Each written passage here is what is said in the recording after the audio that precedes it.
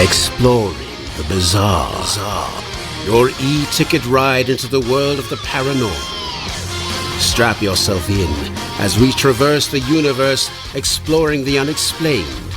UFOs, ghosts, lost worlds, cryptozoology, as well as other dimensions. It's time to take back the night.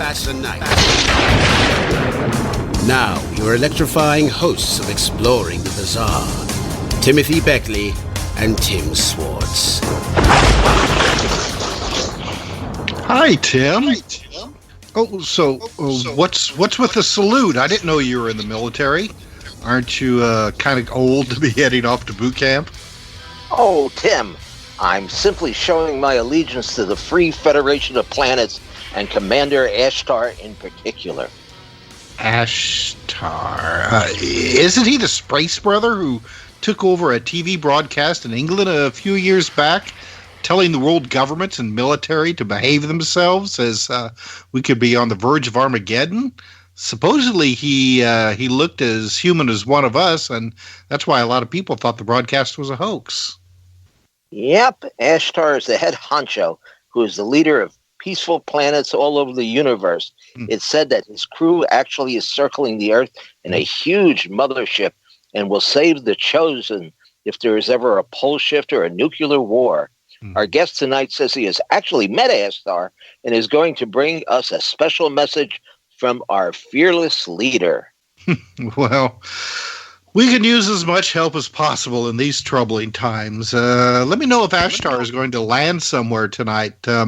Otherwise, I think we should head back to the KCOR studios and start grilling Mark Brinkerhoff on what he knows about the commander and his crew of aliens.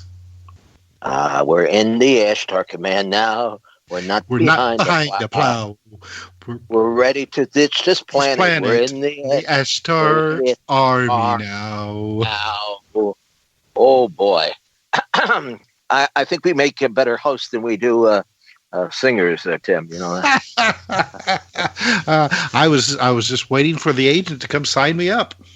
Well, although I've heard some of the space people sing, and we outdo a few of them, but there are some that sing like, pardon the expression, like angels. Makes me think of Howard Menger and his was it piano playing from Saturn or something like that. Yeah. Well, maybe they are angels. I think to some people they perhaps are. And from what we've heard and we've been told, some of the representatives of the Ashtar command are quite attractive in appearance. So anyway, tonight our guest is going to tell us all he knows about Ashtar and the Federation of Planets. In fact, our guest tonight is probably one of the best UFO repeaters in the world, and by that I don't mean it has nothing to do with passing gas. But you tell us, you tell our listeners. And I'm sure a lot of them are familiar with our guest tonight, but there are a few newbies out there in the audience, those that have just landed here from some far distant galaxy who may not have heard about our guest. So take it away, Tim Swartz out there in the lovely palatial town of Jasper, Indiana. Well, and I should add, Tim, that our show tonight coincides with the new book that we just recently came out with, dealing with the Ashtar command and his messages. And oh yes, it's the Ashtar's The Space Brothers Speak, transmissions from the Solar Council. In fact, we did a rather lengthy interview with our guests in there tonight and laid it out on the line. This is for people who don't just want to hear about hostile UFOs, but we want to tell them that there are some friendly space brothers who are visiting our planet, or at least it's said. All right. Well, our guest tonight, as you said, Tim, is Mark Brinkerhoff. Now, Mark has been on the show before. It's been a while, but we're always happy to have Mark join us Thursday evenings on Exploring the Bizarre. Now, Mark Brinkerhoff has had a lifetime of UFO-related experiences, including face-to-face meetings with human-looking aliens and the ability to go out and take photos of UFOs on a regular basis. Mark says that he is a star seed in the form of a conscious channel and walk-in. He has a self-aware aspect from very high frequency dimensional universals of the, and I'm not even going to try to pronounce this, Mark. Maybe you can say it, the Alciglian group. I'll have you correct me when we have you on. And they're behind the idea of spiritual masters. Now, Mark lives in New York and says that the UFO beings are programming us to become self-aware of our ultimate role in the universe. He sees the aliens as being benevolent, human-like space brothers who are here not to harm us, but to lead us along the path to spiritual enlightenment and to usher in the new age. So, Mark Brinkerhoff, welcome back to Exploring the Bizarre. Hey, thank you, Tim and Tim. Well, Mark, are you uptown, or are you speaking from the control module there above the Earth? We're speaking beyond the Earth right now in Sector 5. Well, that's a long way. That's a long way away. No, we're in New York, Central Park. Yeah. Well, we're not. You're living in the park, you say? Well, that's pretty good. Actually, the weather has cooled off a little today, so it's a nice night to be out. Actually, but we're going to learn all about the cosmos, which is pretty cool by itself. Like I mentioned in the teaser, Mark is what I call a UFO repeater. In other words, he's just not a one-shot man. He has the apparent ability to go out at times with his camera, aim it up at the sky, click, click, click. If cameras make a clicking sound today, click, click, click. And when the photos appear digitally or on film, there are some very strange things on the prints, which we cannot explain, what we would call UFOs. But Mark's ability and his contact experiences go way, way back to, I understand, Mark, when you were growing up and rather young. How old were you when this all when it came to you that you had some friends who were not bullies in school? Yeah, probably 4.5 mostly, but I was always going out of body, which I didn't know that's what it was called as a child. So I was always going to ships, what I called home, the big ship. But to me, it was my home. So I called it that. I didn't have a name for a spaceship or anything like that at 4.5 or 4 years old, and even 3.5. So that happened around 4.5. I had contact with a small being that appeared in my room, and these are beings I've seen before. They're not grays, but I used that one as my first because she waved to me and smiled.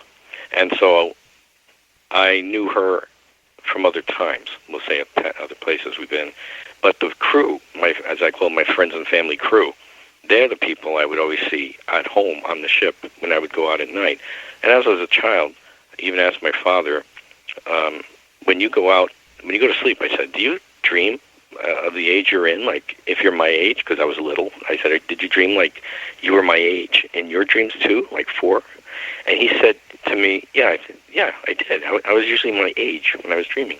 But I said to him, then how can that, I'm not that in my dreams. I'm always like gigantic, because I know the people we were dealing with from Earth who were scientists or doctors, and I was always like 2 feet higher than them with my other friends and crew. So this is when they let me consciously be aware on the ship, knowing as myself, Mark, let's say child, knowing I was somewhere else, and I always had that lucid connection. And so that became what we call like a lucid out-of-body dream. And it's Now, not a now, dream. now, did your True, parents real. did your parents think you were just fantasizing this? That this was your imagination going wild? My father, probably, like when he told me later as I got older, he said at first he was confused, and then he thought, oh, maybe it's just a strange dream, But when I told him at 4.5 about the solar system and about the planets in the solar system and the moon that is hollow and is a base, he began to say to me right then, how do you know this? I've never taught you this. And he loved astronomy, but he never taught it to me. But as time went on, I would predict things, and they would come true throughout the years. And he would always point it out, when you were 5, you said this, and here it is happening, and now you're 8, something like that, or 9. And so he began to listen to me when I was that age, when he said, I described the solar system to him and told him, when he asked me how many planets are there, I said, well, how many do you say? And then he said 9. He counted and he told me. And I said, no, there's 12, and I'm including the one that blew up. And he said, the one that blew up? I said, yeah, the one is between that giant planet and the little planet. And he said, the asteroid belt? And you see, I'm 4.5. And I said, yeah, that's the one. It was a giant planet. It blew up. So in just the deep space in the outer part of our solar system are 2 other bigger, colder planets that are out there, but they're used as bases. There's nobody really living on the outside of the planet. And they did discover one, I think, back in the 1960s that they knew was past Pluto. And the space people still consider Pluto a planet, so I don't care what Earth says, but they consider it a small planet. And it's also a satellite in a sense, too, maybe. So he listened to me throughout those times, and when I was about 11 or 10 and different age groups, actually 5, I saw the first big sphere that was up by the school field, 3 o'clock in the afternoon, a giant ball. And this was, what town was this in? This is Mahopac, New York, upstate, hour from New York or so. And it used to be the old high school back then. And I lived down the road from it. So I could just run up the hill, go to the back field in 30 seconds. And I counted it. I could run and run back because I was a fast runner. So I could sneak out, run up there, have an experience, come back down, and nobody would know I was missing. And then my father had witnessed the spaceships with me. My mother, too. She was a skeptic, but she believed at the end. Before she died, she was telling me things, I've always realized something was different. My father actually did the same thing before he died in 85. So they've had he always watched me, and he would watch my telepathy or things that I do with animals. Even my grandmother, who's on the other side too, a long time ago, said you have this ability with animals, and yet she would say St. Francis was with you. But I had fish swim around me in a lake. I could pick them up in the water as a kid. I'll say 6 or 7, 5. I could tell them telepathically as to stay away from the dock when kids were fishing, and the people would not catch a fish, and the fish would sit under the dock or out in the deeper water waiting, and they could throw bread and no fish would come in. And when I went over to the fish and called them to come over, I could pick it up out of the water. This is rare. This never happens. But the kids witnessed it, and they said, oh my gosh. So they left the dock. As soon as they left, all the fish came over to get the bread. So these are now, Mark. Okay, Mark. Well, now the question comes up here is, and I asked this, I guess, of all the guests who have had some pretty incredible experiences. Why you? Why you? I mean, what was special about you that fish would circle you, and that you would be able to have these telepathic out-of-body experiences, or even run up to the hill and see the spaceships? I mean, what makes you so unique?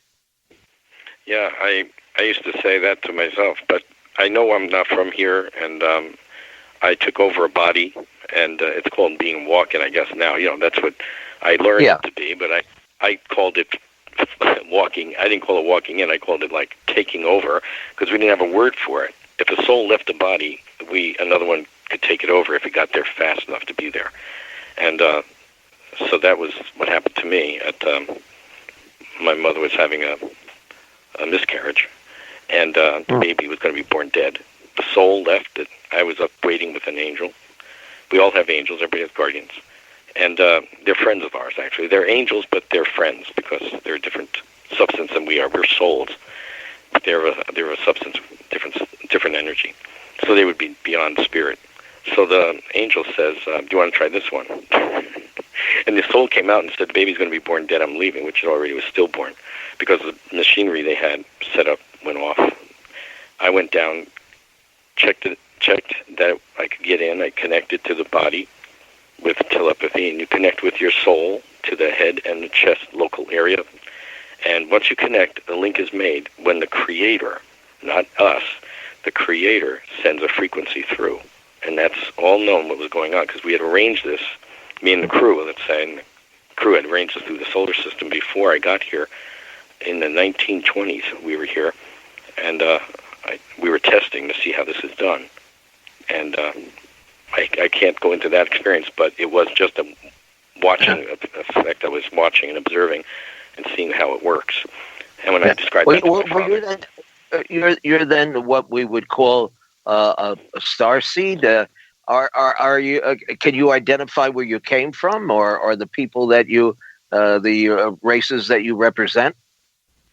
Yeah, Tim, I come from a totally different galaxy, and that's called Ophiglion.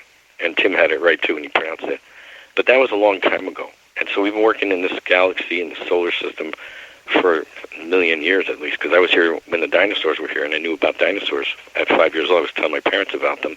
And I said to them, as I got a little older, to understand that some of them had warm blood, like mammals, and that was not known back in 1963. But when Jurassic Park came out, I was excited to hear what they said there. So I was visiting the Earth at that time, and during times of Atlanteans and early Atlantis, there was another Atlan, and other things were happening with other people. So I've met people throughout my years here, and I'm 66 now. But I've met people who recognized me from Atlantis, who I've never met, but they said, oh, you were that person, that big name, and had tall people, 8 feet or whatever. Your name began with an S, R, and had L's in it. And I was like, what? This happened in 1978. So people just remember things when we met. And also we took people off the planet during the time of Atlantis, when it was having crashes and things were happening and sinking. So we did rescue people. And part of our mission from the crew and the Intergalactic Commission and the Intergalactic Mission people and Ashtar on command and everything, and are here to help people understand what's going to happen on our planet now. We're going into some heavy-duty times here on planet Earth. And when I did have, I guess I'm jumping around, sorry, Tim, but I'm from other... No, well, that's all right. We could, since you're come on the spaceship, you're welcome. You're welcome to go with at warp speed. Crew, that's all I could say for my friends. Yeah. But also, we work with Ashtar and his crews and the different alliance groups that are all benevolent. So when we talk to the people in our solar system now, on Saturn and Venus, there's the different on different dimensions, there are councils that you talk with before you come in. If you don't have karma on a planet, and you weren't born in it before, you just can't walk and come in. So you have to have something set up. And the only way they tell you to do this, and how they can do it, is if somebody leaves their body, or somebody accidentally, has an accident, but they don't totally maim their body or something, they die. Then they could take it over. So we were like, what? So this is how it worked. So they said, who among you had the most meeting times on the planet? And out of our gang and crew of a bunch of us, I was the one who walked on the planet the most, that's all. And I kept coming back to the planet because my wife, Phyllis, who's Phyllis now, was my soulmate. And I would come to see her and come to see what she's doing, whether male or female at the time. Because in Atlantis, she was a male, a teenager that I met. So I came back now to help her come home to the ships and where we live, our home. And Tim and everybody, all of us who are open and aware of the space people and the beings that are of light and benevolent, your home is not on this planet Earth. It's on the other dimensional spaces in space. And we're I'm all packed and ready to go. I'm ready to go. Not too soon. Not too soon. You'll just into the beam. You'll be fine. Yeah. Well, You know what always impressed me about you the most, Mark, was the photographs that you took. I mean, you have some really exceptional stuff there. There's one that shows, I think, what appears to be a porthole of some sort, and then you can see the a silhouette or the shadow of something, an alien, I would assume, inside the craft. And then there's another one, which I think is of a disk or a large mothership, and something is shooting out of the craft across the sky. Why don't you tell us a little bit about the circumstances that you took these photographs, and am I in the right ballpark there in describing them? Yes, you are. Those are the first two I received on the same roll.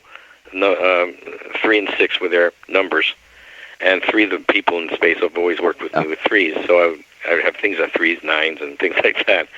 But yeah, that was the first ones. I had asked that night.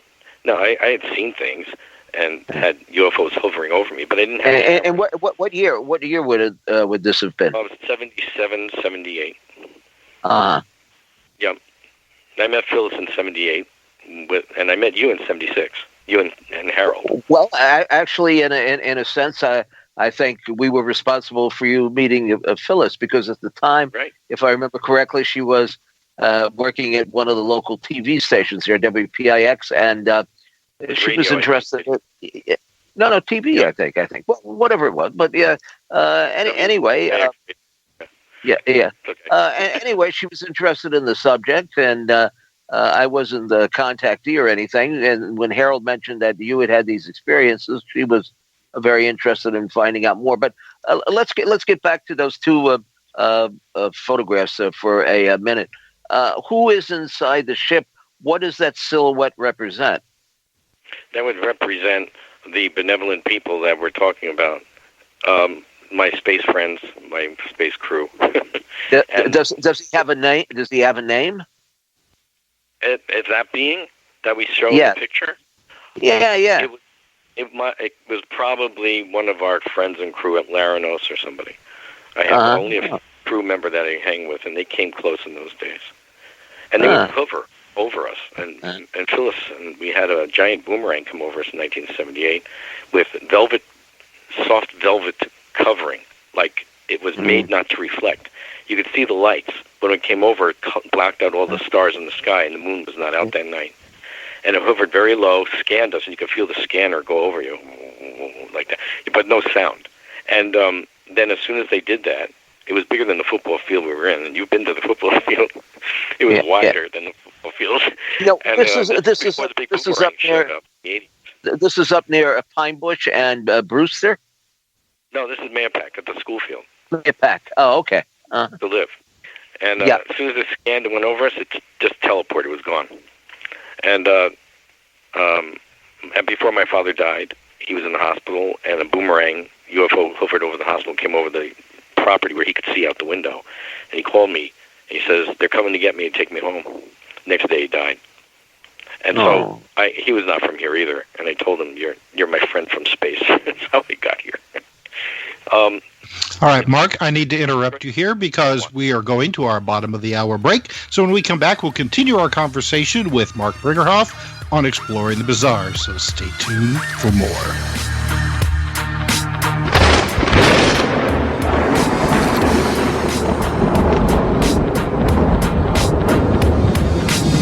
Now back to Exploring the Bizarre with two of the most electrifying researchers in the paranormal. Your hosts, Timothy Beckley and Tim Swartz. And welcome back to Exploring the Bizarre. I'm Tim Swartz, along with Timothy Green Beckley, and tonight we're talking with Mark Brinkenhoff. So, Mark, I don't know if Tim, do you want to continue your line of questioning before we had to go on our break, or should we go on? I guess we're going to go on, Mark. All right. There's something that I'm curious about, and I suppose this involves somewhat the nature of intelligent life in this universe. I mean, as you well know, I mean, scientists here on Earth for a long time have been looking for radio signals or some kinds of sign that that there's other intelligent life out there, and so far they. At least as far as we know, they haven't come across anything yet. They haven't received any like pop hits from Alpha Centauri on their radio telescopes. And just recently, I was reading an article talking about, well, maybe we are alone in the universe. Maybe somehow, we're, everybody else has either killed themselves off, or we're the first, or whatever. So, with what you know, I mean, what's the explanation for this? I mean, obviously, in your opinion, the universe is teeming with life. So, why is it that we're not that aware of it? Mostly because most life is not on the heavy, dense physical planes like we're on right now on Earth. This is called the first level. We teach a whole thing, Phyllis and I, on the levels around the Earth and other parts of cosmic space areas. And most people in ancient times, they said 7 chakras, 7 levels around the planet, or how they thought that frequency. And yeah, the body does have chakra points on all the ganglia areas and nerves and joints. So it's just not 7, there's more. But beyond our Earth are more dimensional spaces called the cosmic levels or universal levels after that. So beyond the 7 planes that people know about are 12 total, let's say 12, and then it keeps going on to 22 and 33. And so it keeps on going on different frequencies. But there's only certain level frequencies where the physical bodies or bodies that feel physical when you're on the dimensions can be created. And they are within all the dimensional spaces to the 12th frequency or the 12 plus dimensional levels. After that, you get into beingness in your form. If you remember the movie Knowing, they have people kind of glowing like people, almost transparent. That movie was projecting a lot of information that was actually forerunners of what's information coming to the planet. So the first level we're on right now, we call the first level physical dense reality. There's no other way you could put it. The second frequency level is the level when you leave your body at passing or out of body, and you're on to the next frequency or density over there. But within each level, even the first level, which we're on right now, are many levels within that. So you have below the first level, we got first level, and then you got some that are a little slower, which would get going into the hell levels that people call hell realms or negative entity realms. Then it goes a little higher from our Earth physical walking on the planet right now. Go a little higher more, and then you have a slight etheric groups that are there. There's space people that are Etherians. We can't see them. They're fast-moving energy. So to this, us, they're invisible. To them, they can see us if they choose to see through us. They can see us, and they will just stand there watching us, like some of the beings have done. So the thing is, I want people to not be afraid of this. They do not interfere into people's privacy. Okay, so don't think that you're taking a bath and they're in there watching it. No, they don't do that. There's an energy that your soul puts out as well when it wants privacy. Unless a person's a total exhibitionist, then the shield goes down and everybody's open. But with those densities and the other frequencies, there's other levels of the Etherian levels that move into the second level and the third level of the frequency dimensions we know. So when people pass on, they go into the second, which is like a welcoming section area where people meet friends and family and their pets. All animals are over there. Your pets are there. And they meet you first, actually, which I've noticed because I've had a death experience I was 7 years old. But I've been out of body, gone over to the other side called soul travel. And since I've come from those densities, I can easily go back and forth through them. So, because I came in without a veil, as they call it, when I was born. Once I connected to the body I was going into at 8 months, pregnancy for my mother, I was then there, connected, and then I would go out of body and just visit back and forth. And that happens to some babies with parents. The babies are connected, but they move in and out. And they go on dimensional space as well as come back in. Because they're not always a baby, even though they're a baby as a form. their soul, which can be in a childlike or adult form too, depending. But when the soul comes in to take on a body, they get veiled by veiling angels that do that. They're there to veil a little of the memory from past times. And yes, people do have incarnated past times in different places, including space. But they do that to help the soul come in to learn new ideas and new things that they want to learn. But they're given still some of their past is there for them to tap into through memory or from something that reminds them of something in whatever they're doing as a job or work or school, and they can have a flashback or an intense lucid vision or memory of a past life. And so that, or something that they're doing, like they brought in music, and they're suddenly a music genius or a piano playing at 3 years old, Beethoven. These are things that they brought back with them as gifts as artists and all. I'm a self-taught artist. I brought art with me. I could draw when I could hold a crayon, but I didn't know what I was drawing at times. But my grandmother said I was drawing the animals, and I was calling them what they were, even though we lived in Yonkers, an apartment building. So there's ways that this works. On these dimensional spaces, most life on the other dimensions are in planet and space, as well as all the different galaxies in the universe, if there are many universes. Dimensional space is where most life is. Mm-hmm. And if we did I asked about it, they said, let's say 70% is dimensional life, 30% is physical, and that included the physical Etherians. Physical-like Etherians, who are invisible to us again, can have children if they choose. When they die, they just dematerialize. But some don't have children, but they can if they want. So in the future or positive Earth, we call it on the other side, the Earth, our planet, has different aspects of it as well, even going in the same dimensional spaces with it. So you can leave your body and go to what we call, I could only call it future Earth, because what it was Earth, beautiful Earth, our planet, made and is the way in Etherian life, positive, never evil, no bombs, none of that. You got space travel too. So when people have said, aliens have told them, well, we come from your future, I always think what they meant was we came from your future Earth, Mm-hmm. which they can do. They can come in and out of that dimension. So yeah, a future aspect could come back and visit. An aspect is like another aspect of ourselves that's maybe had a life or another life in another part of the galaxy or another solar system. And one of the analogies or metaphors they gave me as a kid was, see a salt shaker. The salt shaker is you, your oversoul, the total self of you, that which came from Creator with its own personality. Everybody has their own ID and identity. And yet all the salt inside that shaker are aspects. And one salt grain is you right now on Earth. They told me that when I was in space, and I totally got it. And I said, oh, yeah, that makes total sense. And Yehoshua, known as Jesus, he's multi-aspect because he's a creator. He is the creator, the son of the creator. He is who he is. So he's multiple aspect. He could be anywhere at any moment, any place at once. But souls, as oversouls, we can learn these things, and they send an aspect down to have a life on, let's say, planet Earth. But another aspect could be in an etheric level on another galaxy, on another planet.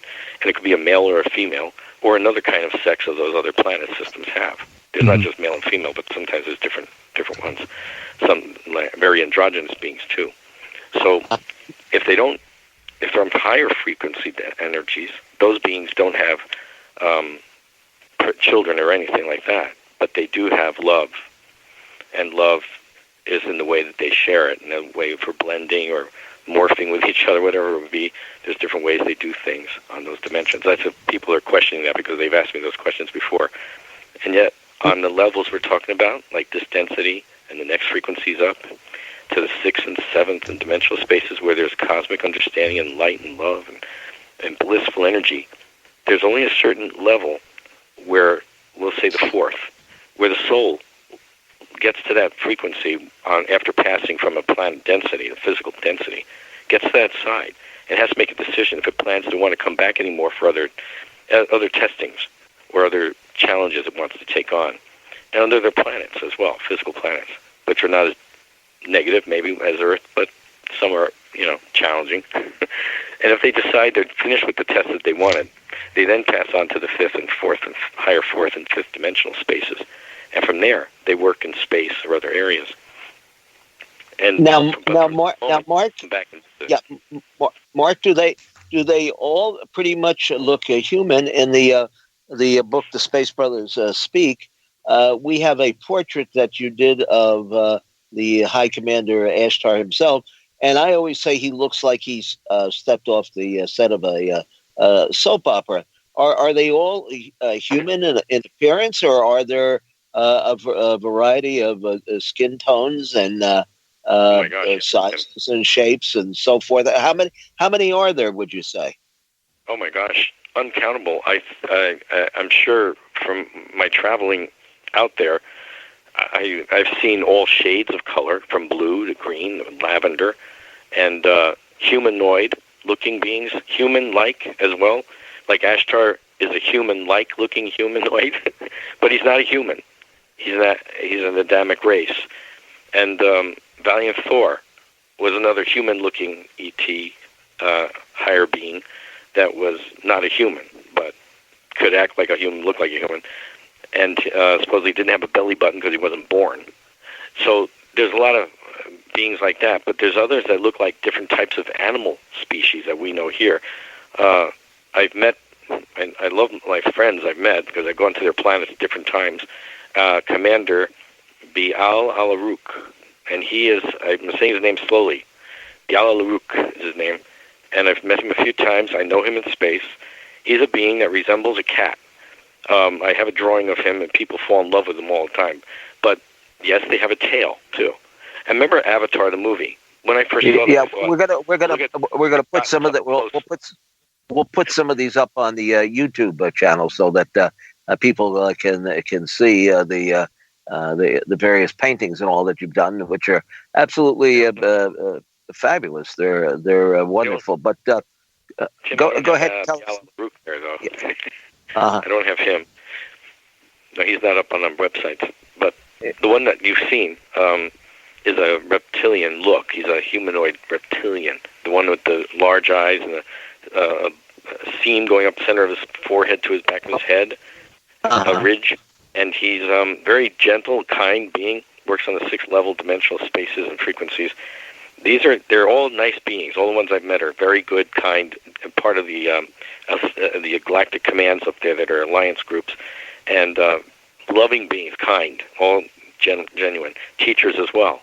And I drew the illustration for one that Bryce met. I don't know if you ever saw that illustration, but I met the same type of being on another ship with another person who's passed on, but she wanted to go. She remembered going. I took her to the ship, and when you get on those ships out of body, you have to program the person. I automatically program myself as I go. I walk and I'm alert and lucid. And I know I'm walking and I'm on the ship right now, walking solid, let's say. And I go, remember, recall. You got to say it to yourself, or you don't recall it all dimensionally the same way. So my friend at the time, who's on the other side now, I programmed her with my eyes. You have to look at people. And she was all excited. And I said, no, look at me right now. Just say, I'm going to remember and recall everything I see, smell, taste, feel, and touch.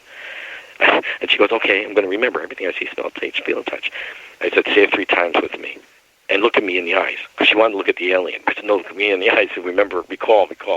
And so when I did that, the next morning when she called, she was excited. She said, Mark, I remember every single thing. Walking over the little bridge, like a footbridge with a stream going under. These things are on the ships. These things are on the spaceships.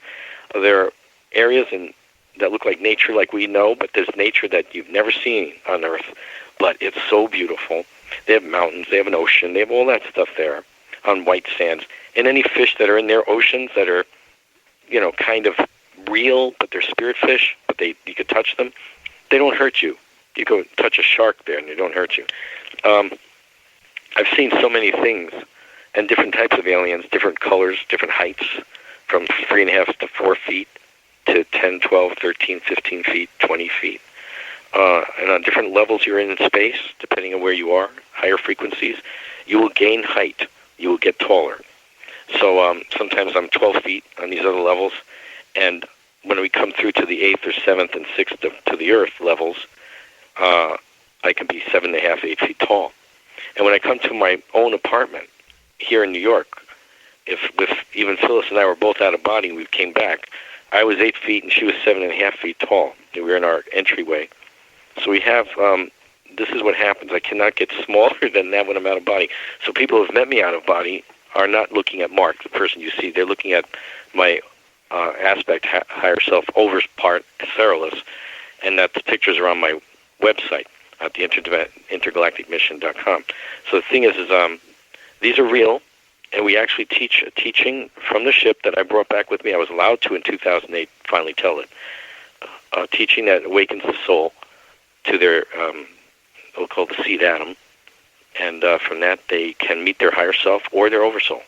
And so I've had people come to our talks and they've said they've experienced it. They've had experiences with their higher self. So this opens that up in that part of the crown chakra. And then you can test it and just keep going along with it and working with it.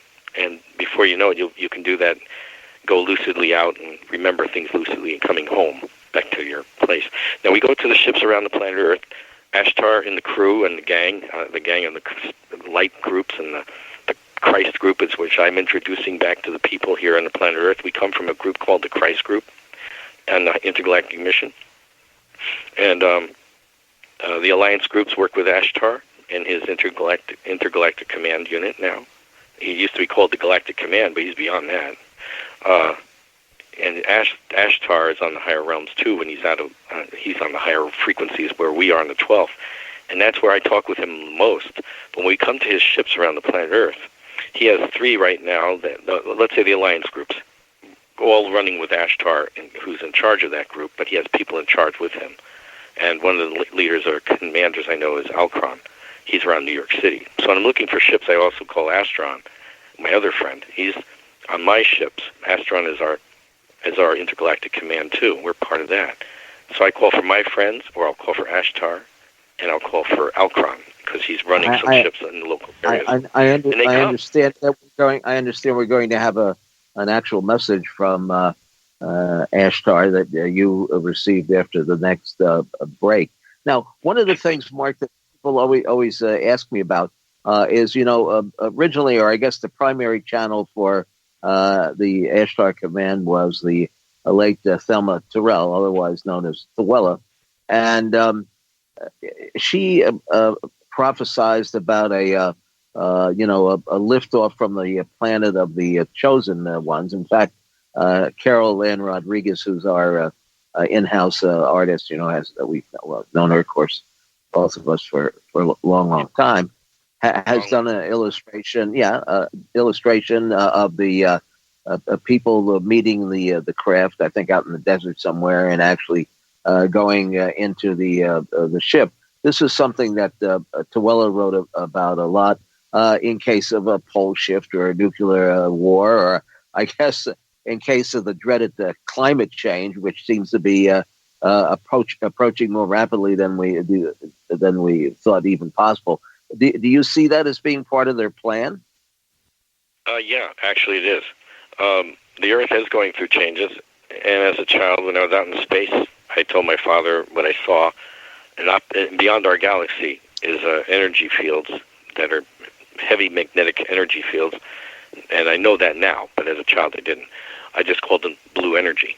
So in space, they have called these the blue energy fields that are big and huge.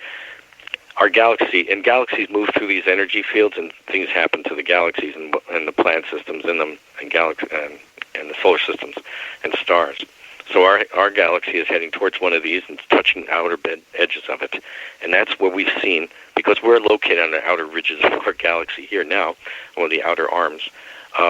The thing we're seeing that's part of that is the frequency buildup, or let's say excited frequency around some of the planets, where they've noticed things changing and transforming around their heating up, or whatever they're doing, different things that they're doing in different planets, including our sun and other planet systems. So I was talking my old talks in the 70s and 80s and 90s and all about this energy field that we've been going into, and it's very slowly, but we're going through it, getting towards it, but we're not in the middle of it yet. But when that happens, I'm going to touch on the interrupted television experience that happened in England in 77, I'm sorry. Remember when that happened, right? That I went to England in 78 to check that out.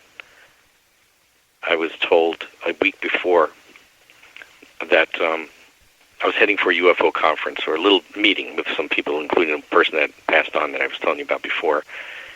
And she had this meeting at her house on like a Friday night or Thursday. And I was heading over. It's late. And I'm in the middle of cow pasture areas with no lights. And I'm driving in the dark road going towards Yorktown. And my car headlights flash on 3 times, off and on. And that time the car you had to pull a light to pull and shut it and pull and close and pull and push it off. So it did that. So I pulled over and stopped and got out, and I looked up to the sky and I said, yes, because it's their number, 3. And I heard telepathically a voice say, it's okay, get back in the car. Just going to mention something to you, So I got back in the car. And then the voice was in my car, loud and clear. And I looked in the mirror because it sounded like someone's in the back seat, which I didn't have a 4-door, but that was impossible. So if you look in the mirror automatically when the voice is in your head there, right behind you. And it was a literal, a lucid, clear voice talking. And it was Ashtar. And he's in charge of the group that I'm from. He's like our big brother. He'd be the big guy. So Ashtar says to me, we're going to try something in the next week or so. I want you to go. Where are you going tonight? Take your pencil. I had an art pad with me. As Tim knows, I always carried an art pad. Take your pencil, write down the name spelled this way, Asteron. So I wrote it down. He said, now go where you're going tonight and tell your friends that I spoke to you and that we're planning to do something. It's going to be a surprise because we're not sure how it's going to work, but we are planning to do something, the Alliance and them. I said, okay, thank you. And he says, okay, see you tonight out at the field. See you later on the ship. And that's how they do that with me. And then he goes, and I was a little late getting to the place, but everybody took the name down when I got there. And the next week, it was November 25th, 1977. All right, Mark, let me interrupt you here, and we'll continue your story after our top of the hour break. So for everyone listening, this is Exploring the Bizarre. You're listening to Mark Brinkerhoff. We'll be right back, so stay tuned. Now, your electrifying hosts of Exploring the Bizarre, Timothy Beckley and Tim Swartz. All right, welcome back to Exploring the Bizarre. I'm Tim Swartz. We're having so much fun with Mark tonight that we've decided to extend the show for another half hour because we want to hear the rest of the story that Mark was telling us about his trip to England back in 1977. So, Mark, why don't you go ahead and finish that? Okay. I went to England in 78.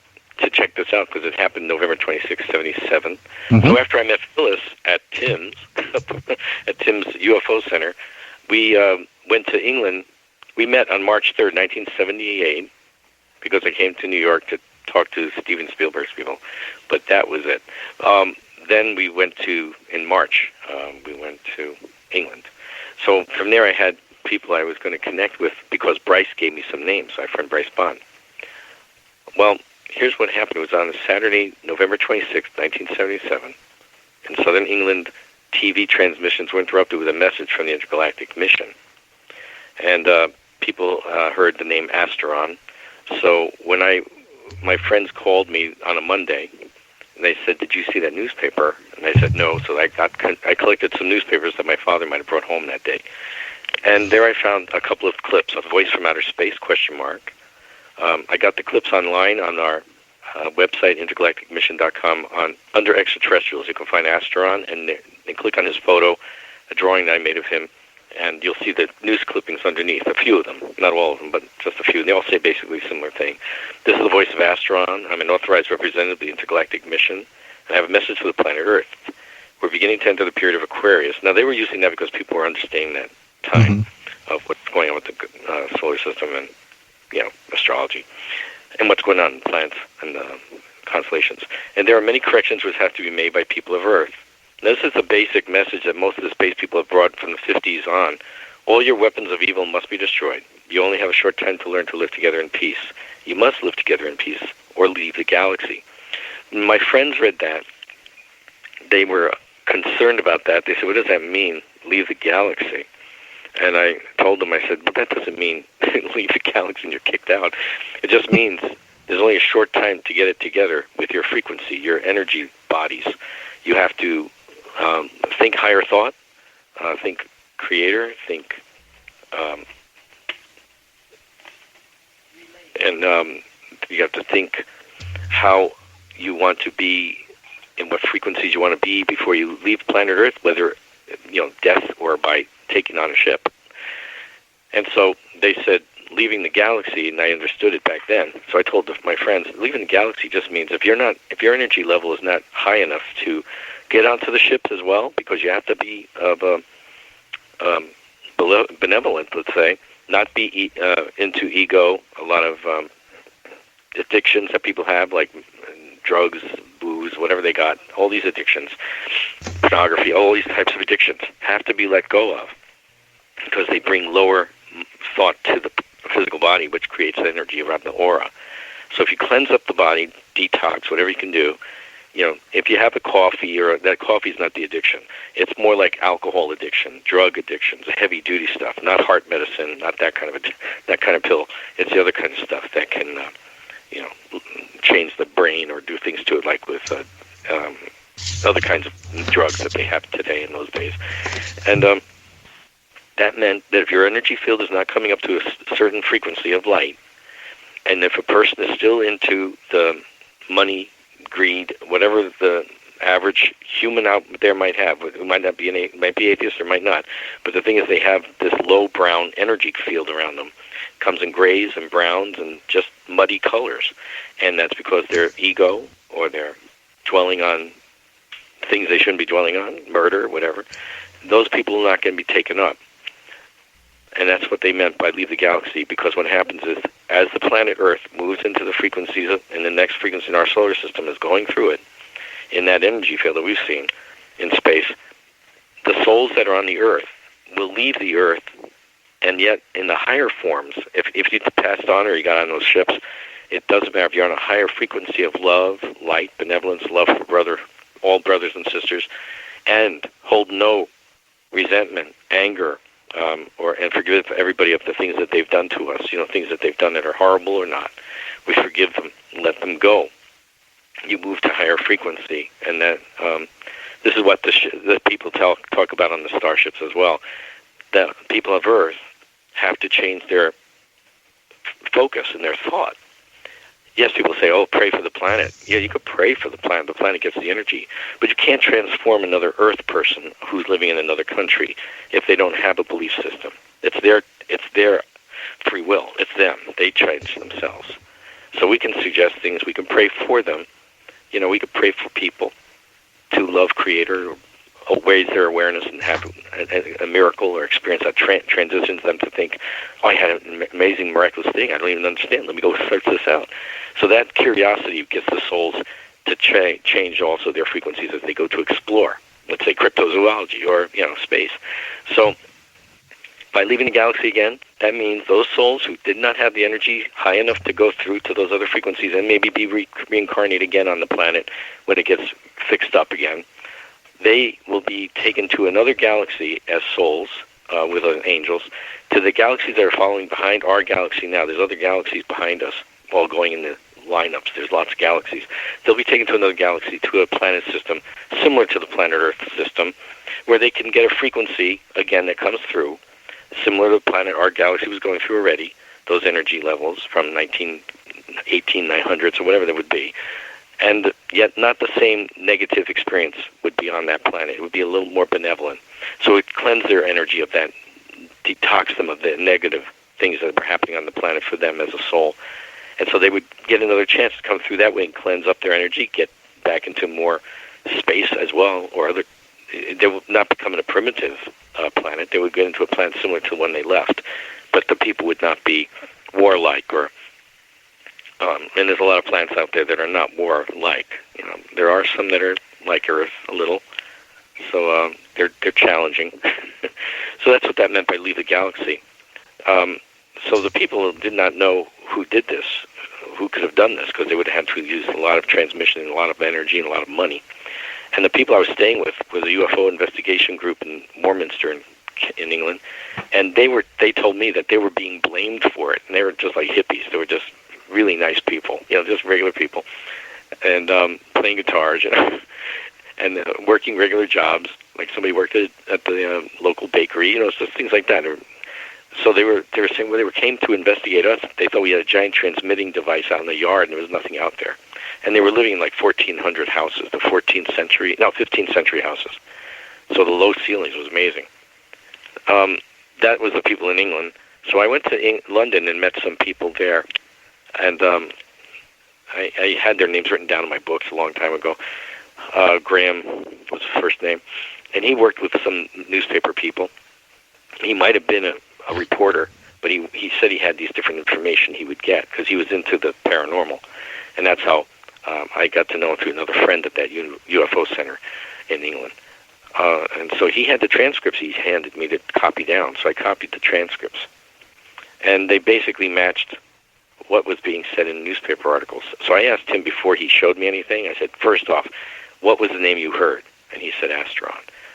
And I said, did anybody else hear the same name, or did anybody say Ashtar, Ashtaron, or Ashtar, or some other names they had, some other weird names they were saying? And the guy said, nope, you could hear it was Astron. And so basically these newspapers were pretty close. This was a Southampton, England newspaper clipping I had. Again, this is the voice of Astron. And he said basically the same thing. But anyway, people can read those clippings on my website if they want. They're in faded yellow, but they're there. What happened after that is our friends that I was friends with in Yorktown were very excited. Would go on skywatches with us and me. I say us, so sometimes I had a friend with me, and that's passed on as well. So we would go out, and I met Phyllis in '78, and she would be, if she was coming up to visit, we would go skywatching, and if anybody was with us, they would go skywatching with us. So we would go out at 3 a.m. in the morning. See, nothing fun happens until after 1 a.m. So and at that time I could go out. But today, with Phyllis and I, it happens during the day, live, right? In daytime. And nighttime, I still see them, even if I'm up in Connecticut. They come by, flash on, come over, and take off. But they don't have a camera like that takes night shots. But daytime, that's why we asked them to come in the daytime, because we could take shots with the camera. And they morph their ships into designs and patterns of hearts, crosses. They want to show the crosses a lot on our film and pictures to show that they are working with the benevolent space people. Of course, they're all benevolent, and the alliance groups. But the Intergalactic Mission and the Christ Group all work together. And they're intergalactic and interuniversal. They're on universal ships and places that they can go out, come back to other universal spaces, which is hard to explain. It's easy to say, but other universes are out there, and they're not the same as ours. Ours is a little different, theirs is a little different, but you can still have a body form. And the body form that we have in space, like Ashtar and my friends and crew, is a human-looking body form. Elongated eyes, high cheekbones, kind of almost Native American-looking, but different. And they're highly telepathic. They can speak with their mouth. They can speak languages when they come into like another country. They can train for that and have that immediately with the Venusian people as well. The ones I've met speak telepathically, but sometimes they will speak. And they're very funny. Well, everybody has a sense of humor, and Ashtar does too. Well, Mark, speaking of Ashtar, before we run out of time here, I guess that you have recently received a message from Ashtar that you'd like to pass along to us and our audience. Well, I just also want to remember to say before that, with Astron and the crew from England that did that interruption, what happened was the higher frequencies, I think I mentioned to you on the break, the higher frequency 8th, 9th, 10th, and those people, they transmitted their broadcast through, and Ashtar's people and the groups, the Ashtar Alliance groups, they relayed it through the frequency to come to the Earth frequency, because Ashtar's crews work within the density of the Earth frequency as well. And it's easier for the crews from where I come from to send through a relay, and came through in that way. So the imaging on the TV, supposedly the guy told me, was staticky. No one took a picture of it. It was like, it happened very quickly. But that, I just want people to know, Ashtar's crews did have a relay set up with the other crew, my crew friends, with Astron. And so that's how that had happened. Yeah, so the first thing I was typing when Tim asked me, and I asked him, Ashtar, I have to relay through my oversoul and go up there and then just see if they can get a communication going with him. Because I don't harass Ashtar. I don't go, hey, how you doing? I just sometimes will say, hey, hi. Now, sending love, that's it. He's interrupted to me. He's come to me and actually said things to me and interrupted me. Well, I was like in an elevator. All of a sudden his voice was right there. His face was in my third eye, right there. And he would start talking about something. Then I get out of the elevator, walk down the block, and he's talking to me through telepathy, and his voice is different. And his voice is another voice. In other words, it's a masculine voice. It's not soft and singy or anything like that. But he's very strong. His powerful energy with his voice. He's just a loving but very protective being. He's very fatherly and brotherly-like when you're talking with him. He gives you that feeling of protection, love, and concern. He cares about everybody. So I'm going to say, one of the things he mentioned today in kind of being funny was that he was talking with my own overself, and I was right there within it, my own self.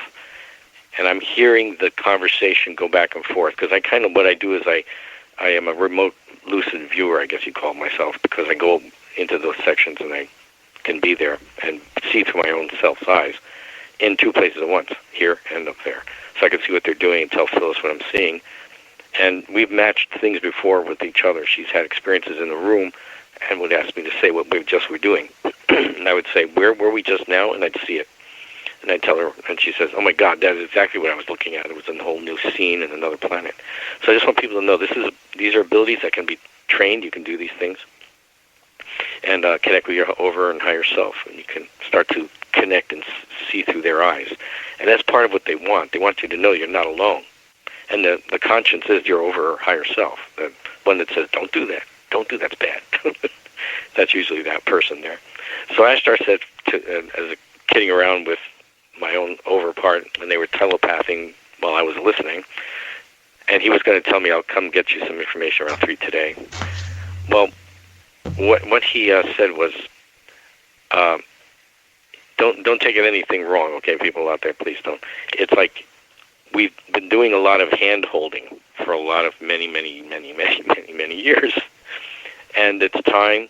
Yeah, and the hand-holding impression was an adult with a toddler who keeps slipping or falling or getting distracted to go play with something that's dangerous, and the adult has to pull you to the path again. He's representing that as the crews and the gang and him and the missions that they have are taking care and really helping the people, trying to guide them in the right ways. A lot of that hand-holding is what he meant by, that's a metaphor for that. So what he said, what I heard, and I wanted to tell you from my perspective as I was hearing him say, he's concerned about helping people understand what is happening in our solar system at this time and asking souls and physical bodies on planets to raise their energetic body emanations and their auras to shine very bright and to love Creator, more for energy to come to this, and love Creator, and more energy would come to the souls with love and guidance, etc. That was more like a continuous. There are changes coming to our solar system within the next few years and on to 10 to 20 plus years from now, depending on the people on the planet, how they live their lives. Now, he's mentioned this before, so I'm saying he mentioned to me there is more evil entities prowling the planet Earth, and that is why all things on the planet seem to be reversed and mixed up, where good is bad and bad is seen as good, etc. Ashtar has mentioned that to me in the past. I typed that in. And we have spoken about these subjects in our recent lectures, me and Phyllis and I, over the past few years or two. So it's just some of the subjects we've touched on, what's happening or coming to our solar system. Also, my oversoul has mentioned similar information to me when I'm out of body during soul travel. That Ashtar and the crew, one time when I asked him, he said to let them know the truth. He said, reveal it all. Reveal what they can handle, but reveal it, because time is getting too short. And in 1978, I had a vision that was given to me when I was moving the car, because you had to sit in the car for an hour and you have to move it for street cleaning. I had total vision go across the screen of the car window, a 3D vision of people walking on sidewalk near, let's say, Central Park, but it was like sidewalks, and it was a complete fast vision. So we do this, we give this show this vision in lectures we do recently, because we researched the things and put them into the screen so we can have this kind of what it looked like for me. But it was people walking, like a guy first walking with a boombox on his right shoulder, aiming the speakers at his head. And I'm like, my mind is, I'm saying, well, I've seen kids do that in the park back in '78. And I said, why would they aim that thing at their head? Then it moved into a person with a Walkman-looking thing with giant headphones on their head. And they were tapping or listening to something, and I thought it was a tape recorder or a radio, or just a radio. Then the headphones got a little smaller, but each time I saw a new picture, it said, and when you see this, it's getting close. And when you see this, it's getting close. That's what they would say. Time is getting close. It went all the way from large headphones to small headphones to things that were like the Walkman. A girl was jogging with something on her belt with the Walkman thing, a round thing. I still thought it was a radio. I thought it was something like radio, because we had the radios in the 50s, the little transistors. So I thought, that's interesting. It's funny, they're walking. Well, they begin to have things in their hands. This didn't make any sense to me. I thought, again, tiny transistor radios. Well, now today we know it's a cell phone. But back then, had no idea what that thing was, and they kept tapping at it. So I said, why are they tapping at the radio? I was saying that, and they go, when you see this, it's getting very short. Next one. They show the little things in their hands getting smaller. No earphones on their heads, little things out of their ears, which we saw now, earphones with cords. I saw that too.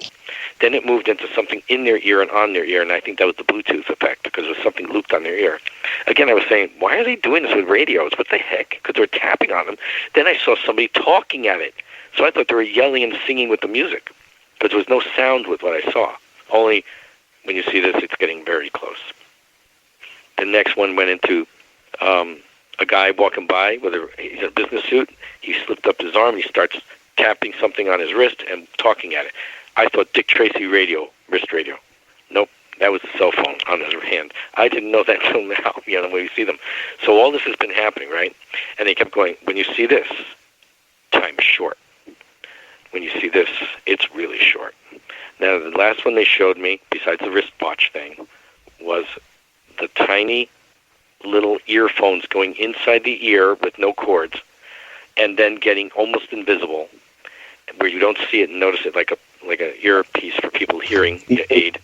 And then they said, when you Mark, I hate to cut you off now, but time is short, because we're just about reached the end of our galaxy, and I do want people to know where they can contact you. And there is at least two other interviews with you in our archives, either on the KCOR radio or on Mystery UFO Secret Files on YouTube. All they have to do is type in your name, and it will appear as if by magic. How do people find you on the web, Mark? Thanks, Tim. I'm sorry, but that was the end of the vision, saying time is up. Meaning, get your acts together, people. Time's getting close. Now, the sun is having problems. We're having solar flares, and more is going to come. So, remember knowing the movie, okay, other things like, too, it's like catastrophes with the Earth. It's going to happen. But we got to get our acts together as souls and get our acts in the higher frequencies. Don't keep coming back to this heavy, dense physical level to be reborn onto a dense level, because the Earth you come back to might look like caveman days, or unless the people can fix it up fast with space people. So this is part of the mission. When they said it's up, now we're at the point where earphones are in the ears and time's up. So that was my mission, to get people to understand that. So they can greet us at email on intergalacticmission.com. There's an email there to contact us. and it's Mark_Brinkerhoff at yahoo.com. And Facebook as well as Mark Brinkerhoff. And you can see what we're up to on Facebook, because that's where I post mostly for what we're doing with lectures coming up. So we'll be putting lectures together. I also do readings or soul readings and lucid dream. I could do dream interpretation, anything, things like that. So if people have any questions like that, they can contact us on the website, Intergalactic Mission, under webinars and consultation. And what we're going to do, I haven't done a webinar yet, but we have it set up, hopefully. So consultations would be like readings or work and things like that. All right, Mark. Thank you very much. We're gonna finish it. Finish it up here. We're out of time. So thank you everyone for listening. Thank you, Tim Beckley. Thank you, Tina. And be sure to tune again next week for more Exploring the Bizarre. Thanks, Mark. Good night.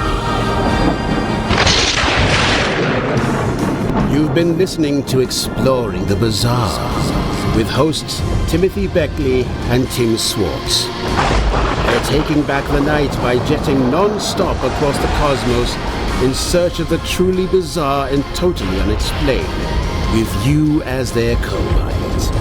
Thursday nights at 7 p.m. Pacific, 10 p.m. Eastern, on the KCOR Digital Radio Network. For more information on Exploring the Bizarre and hosts Timothy Beckley and Tim Swartz, check out their KCOR Digital Radio Network page.